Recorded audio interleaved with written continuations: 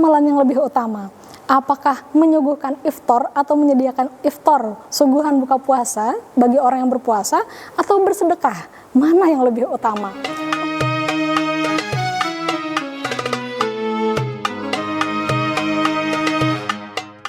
Bismillahirrahmanirrahim. Assalamualaikum warahmatullahi wabarakatuh. Sobat Ramadan yang berbahagia. Alhamdulillah rabbil alamin, hamdan syakirin, hamdan na'imin, hamdan yuwafi ni'amahu wa yukafi mazidah. Ya Rabbana lakal hamdu kama yanbaghi li jalali wajhikal karim wa 'azimi sultanik. Allahumma shalli ala sayyidina Muhammadin wa ala alihi wa ashabihi ajma'in. Rabbi shrah li sadri wa yassir li amri wahlul 'uqdatam min lisani yafqahu qawli, amma ba'du. Alhamdulillah, kita berjumpa kembali di Ramadan tahun 2026 ini. Di bulan Ramadan tentunya kita merasakan betapa banyak limpahan rahmat Allah Subhanahu wa taala serta ampunan yang berlipat ganda. Bagi siapa saja muslim yang merasakan dan menyadari betapa bermaknanya bulan Ramadan, dia akan memacu dirinya untuk mendapatkan keberkahan, ganjaran pahala yang berlipat ganda dan ampunan dari Allah Subhanahu wa taala. Lantas muncul pertanyaan, mana amalan yang lebih utama? Apakah menyuguhkan iftar atau menyediakan iftar, suguhan buka puasa bagi orang yang berpuasa, atau bersedekah? Mana yang lebih utama?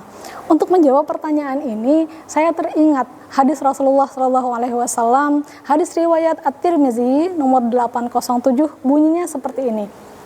Man fattara sha'iman kana lahu ajru mithlu ajrih, ghairu annahu la yanqusu min ajri shaimi syai'an. Siapa saja yang memberikan suguhan buka puasa bagi seorang muslim yang berpuasa, maka pahala baginya adalah seperti yang ditunaikan oleh orang yang berpuasa tersebut, tanpa mengurangi sedikit pun pahala dari orang yang berpuasa tersebut gitu. Ini luar biasa, sobat Ramadan sekalian ya. Jadi kalau kita membukakan puasa buat orang yang berpuasa gitu ya, kita mendapatkan ganjaran pahala apapun yang dikerjakan dari si yang berpuasa tersebut gitu.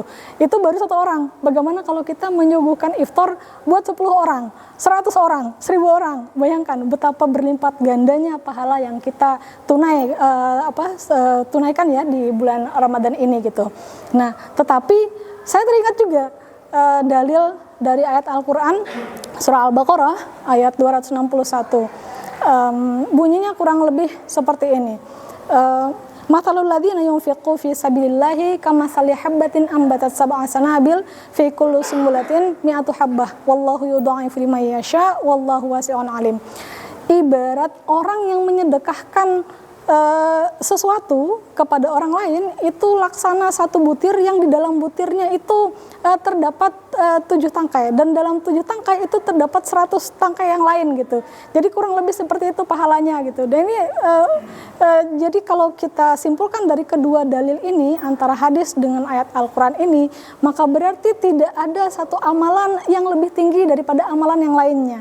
Satu amalan tidak melemahkan amalan yang lainnya. Jadi dua-duanya, baik membukakan orang yang berpuasa atau menyuguhkan iftar dan juga memberikan sedekah, itu sama-sama memiliki pahala yang besar di sisi Allah Subhanahu wa taala.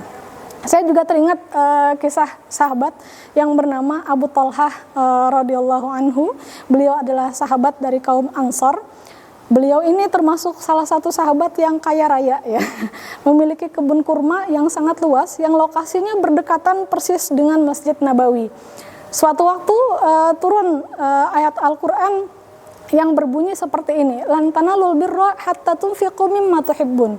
Tidak kamu peroleh kebajikan yang sempurna sampai kamu menginfakkan atau menyedekahkan yang kamu miliki, yang kamu cintai itu kepada orang lain gitu ya.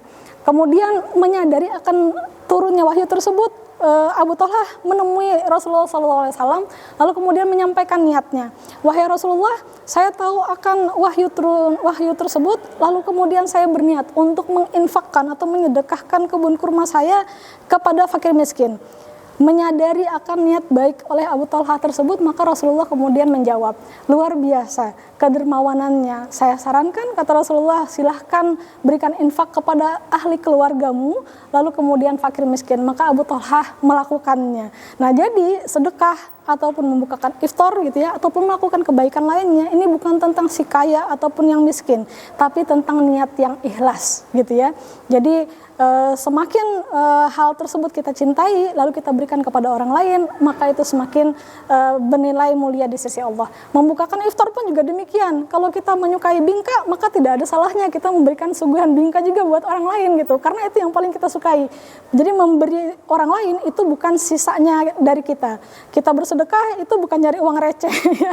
Biasanya kita nyari bersedekah itu nyari uang receh gitu ya. Tapi harusnya mana yang paling kita sukai, mana yang paling memungkinkan dan tentunya tepat sasaran. Begitu Sobat Ramadan sekalian. Ini sedikit renungan kita untuk Ramadan kali ini gitu ya.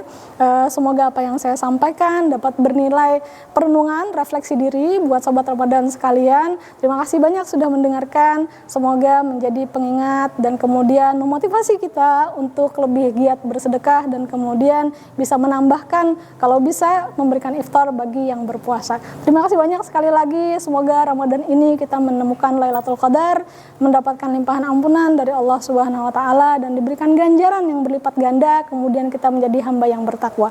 Assalamualaikum warahmatullahi wabarakatuh.